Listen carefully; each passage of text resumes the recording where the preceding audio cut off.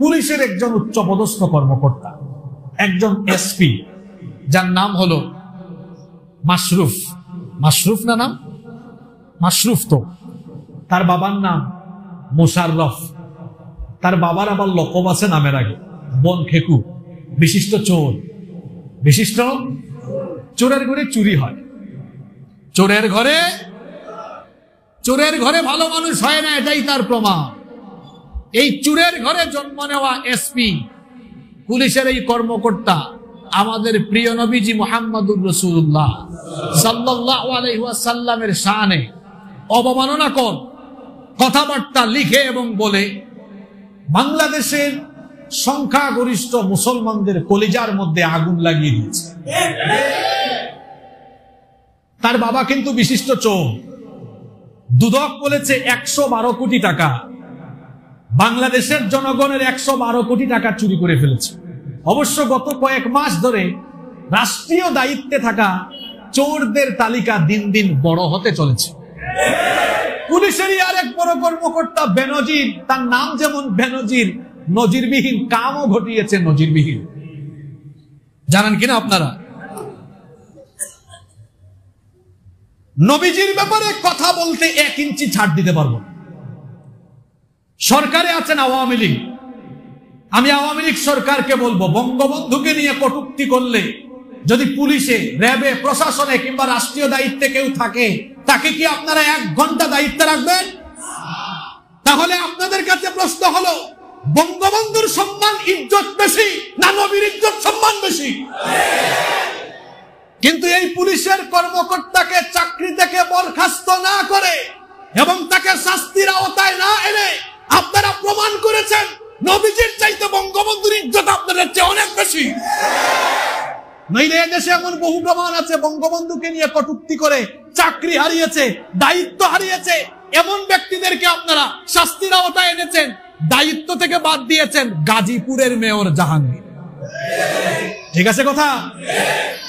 তো যদি বঙ্গবন্ধুকে নিয়ে কটূক্তি করে, এটা আমরাও সমর্থন করি না, কারণ বঙ্গবন্ধু এদেশের স্বাধীনতার মহানায়ক, স্বাধীনতার মহান স্থপতি, তাকে নিয়ে কেউ আজে বাজে কথা বলুক, এটা আমরাও কামনা করি না। কিন্তু বঙ্গবন্ধুকে নিয়ে কটূক্তি করলে যদি সাথে সাথে আপনারা শাস্তি দিতে পারেন, তাহলে অধিকাংশ সংখ্যাগরিষ্ঠ 90% মুসলমানদের দেশে তাদের ঈমান, তাদের জান, তাদের প্রাণ, নবীজিকে নিয়ে কথা বললে কেন শাস্তি হয় না? এটা 90% মুসলমানদের প্রশ্ন আপনাদের কাছে। এই প্রশ্নের উত্তর আপনারা দিতে পারবেন?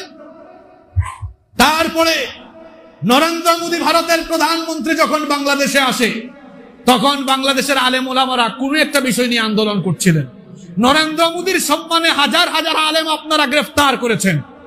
নরেন্দ্র মোদীর সম্মানে যদি হাজার হাজার আলেম গ্রেফতার করে আপনারা জেলখানায় রাখতে পারেন, তাহলে মহানবীর ইজ্জতের উপর কথা বলে সেই লোকটা এখনো তার চাকরিতে বহাল থাকে কিভাবে, সেই প্রশ্ন আপনাদের কাছে আমরা করছি।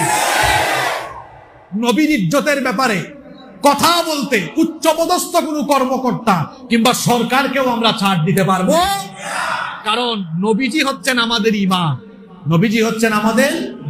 আল্লাহ নবী কি বলেছেন? লা ইউমিনু আহাদুকুম হাত্তা আকুনা আহাব্বা ইলাইহি মিন ওয়ালিদিহি ওয়া ওয়ালাদিহি ওয়ান নাসি আজমাইন।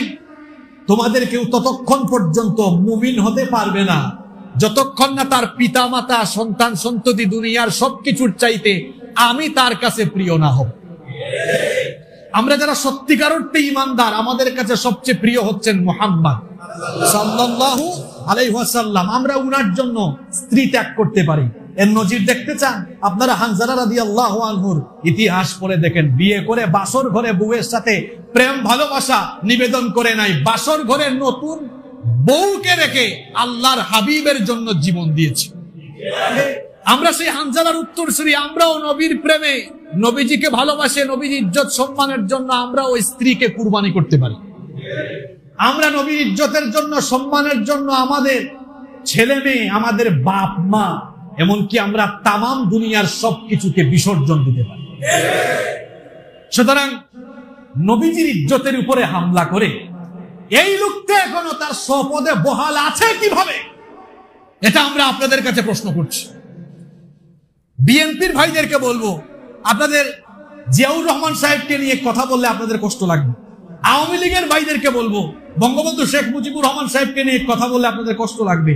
জাতীয় পার্টির ভাইদেরকে বলবো, মরহুম এরশাদ সাহেবকে নিয়ে কথা বললে আপনাদের খারাপ লাগবে। কিন্তু আপনাদের ইমান মুহাম্মদুর রাসূলুল্লাহ সাল্লাল্লাহু আলাইহি ওয়াসাল্লামকে নিয়ে কথা বললে আপনাদের কি খারাপ লাগার কথা না? আরে বঙ্গবন্ধু শেখ মুজিবুর রহমান সাহেব, জিয়াউর রহমান সাহেব, এরশাদ সাহেব কেউ তো আমাদের ইমান না। কেউ আমাদের ইমান? হয়তো রাজনৈতিক ভাবে তারা আপনাদের নেতা, কিন্তু তারা কি আপনাদের ইমান? কথা বলেন, তারা কি আপনাদের ইমান? ইমান হচ্ছেন মুহাম্মদুর রাসূলুল্লাহ সাল্লাল্লাহু আলাইহি ওয়াসাল্লাম। সুতরাং নবীজির ব্যাপারে কটূক্তিকারী সে যেই হোক, যে দলের হোক, যে মতের হোক, কাউকে আমরা এই দেশে ছাড় দিব না। তাদেরকে ছাড় দেওয়া হবে না। তো এই চুরের ছেলে, চুরের পুলা 112 কোটি টাকা তার বাপ চুরি করেছে।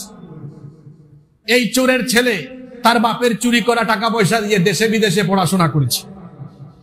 তো চোরের ঘরে তো আমি আগেই বলেছি, চোরের ঘরে আসলে ভালো মানুষ পয়দা হওয়ার কথা।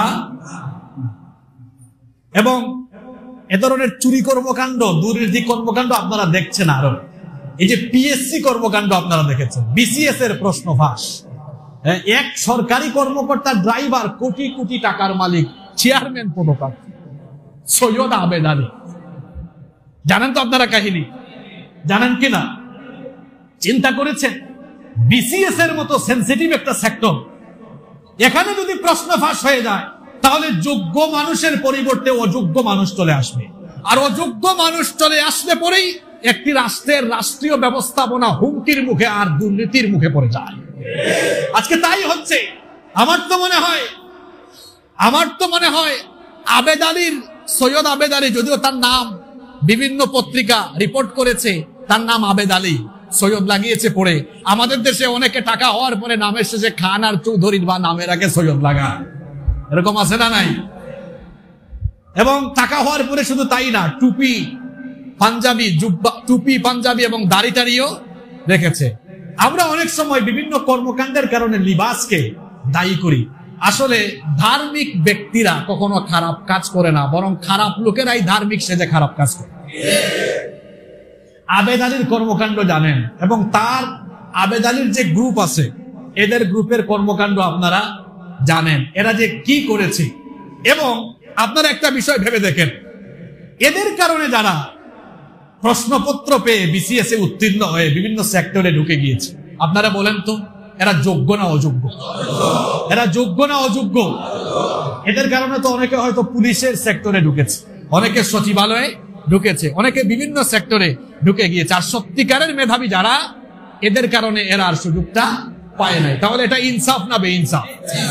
ইনসাফ না বেইনসাফ?